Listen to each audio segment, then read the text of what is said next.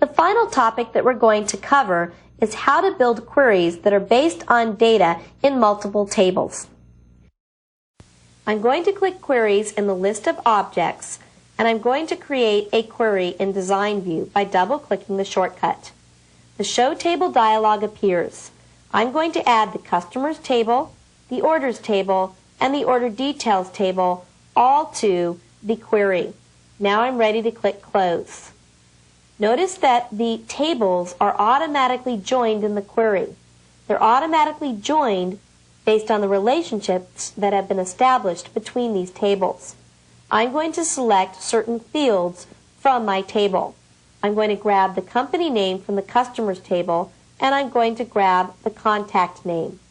From the Orders table, I'm going to grab the order date. From the Order Details table, I'm going to grab the unit price and the quantity. When I run this query, let's see what we get.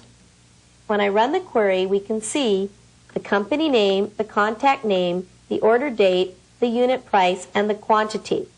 Notice that I'm looking at 2,155 rows. If I hit F11 to bring up the database window, if you go to the Customers table, notice the Customers table only has 91 rows.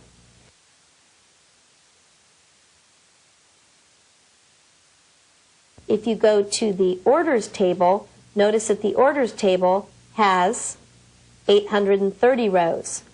Now I'm going to double-click Order Details, and you'll see that this is where the 2155 comes from. A little bit ago, we looked at the updatability of the query result when the query was based on one table. Let's take a look at what happens when the query is based upon data from multiple tables.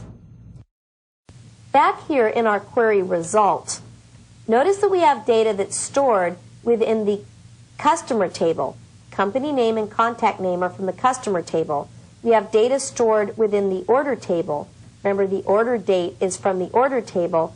And we have data that's stored from the Order Detail table. What I'm going to do is go over to the company name, and I'm going to change the company name to Alfred's Furniture.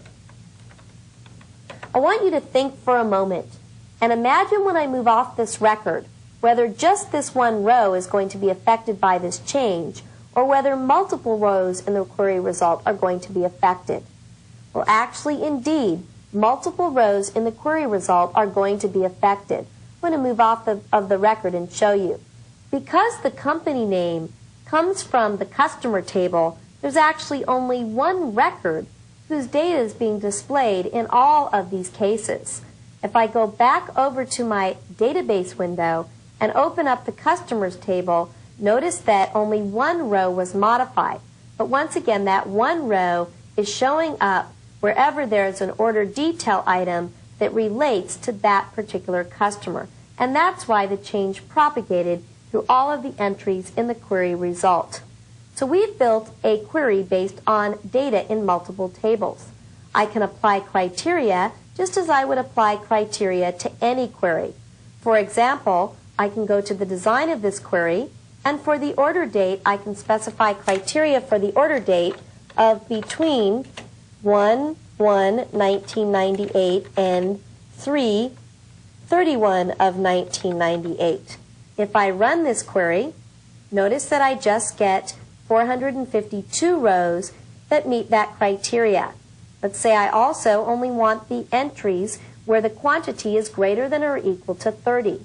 Going back to Design View, going over to the quantity and changing it to greater than equal to 30, when I run this again, I further limited the rows in the result, and now we only have 145 rows in the result, and all of them are greater than or equal to 30. So we built a query based on data in multiple tables. If we go to the SQL behind this query, notice that we have a large select statement that selects fields from actually multiple tables. And you can see that those tables are joined. Later on in this training series, you're going to learn about the differences between inner joins and outer joins. And here we have our criteria. If I go back to the design of the query, I'm going to go ahead and save the query, and I'm going to call it QRY Order Detail Information. I've now saved that query.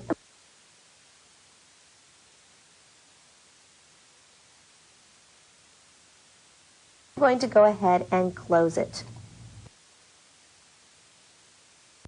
You just learned what every developer needs to know about the basics of designing queries.